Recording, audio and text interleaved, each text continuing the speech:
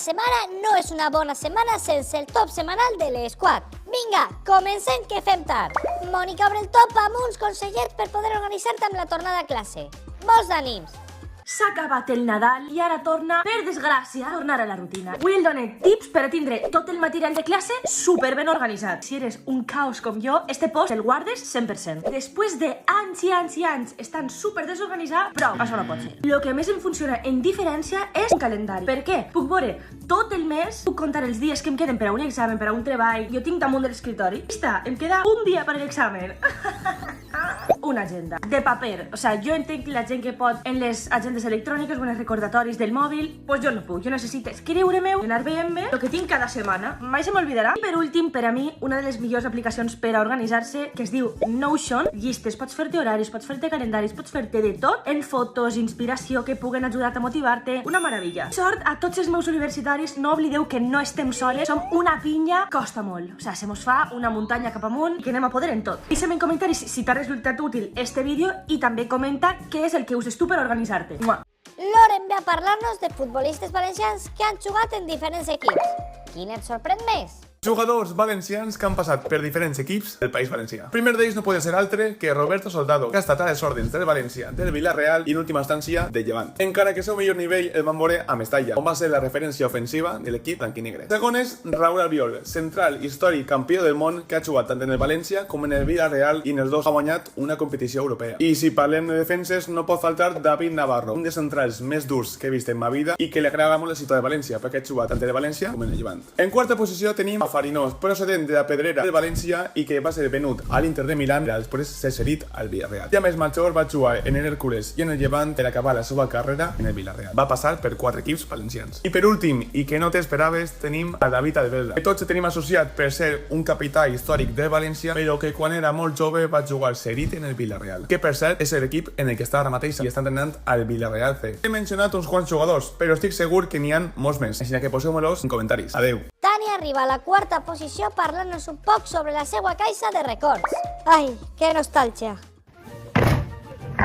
Avui vaig a reaccionar a la meva caixa de records amb vosaltres i fa molt de temps que no l'obri, així que no sé què vaig a trobar-me. Bueno, les meves amigues van posar a fer cosetes d'estes.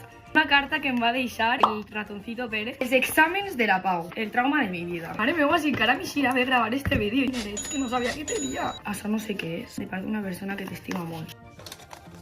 Que és millor records que les fotos. Ai, de les jove! Bueno, de quan em van dir que el meu cosí era un xiquet. Buah, és que n'hi ha moltíssimes coses. Qui no tenia cromos de Violeta? Coses de Violeta era la fan número 1. El record de la primera Toña en la moto.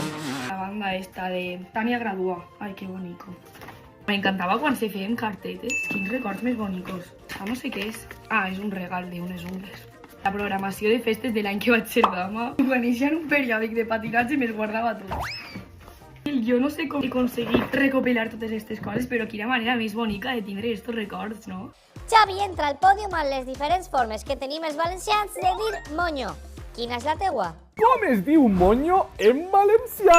Bamba, castanya, castanyeta, cocoño, cocote, figó, pataca, patacó, pingo, pirri, pototo, rodete, tofiño, topo. I tu? D'on eres i com ho dius? Gina guanya la segona posició parlant de noms de pobles que es pareixen.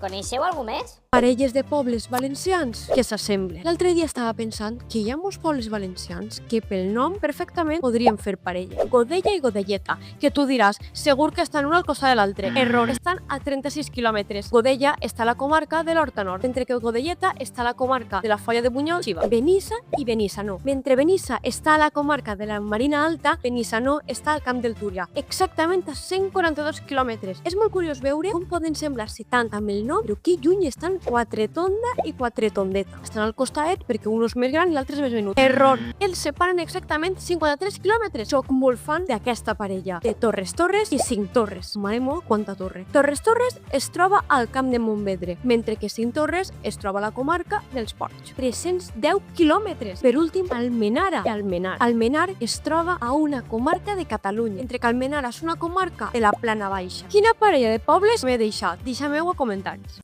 El campió d'aquesta setmana és Richie, amb un llistat de curiositats del comtat que segur et sorprendran.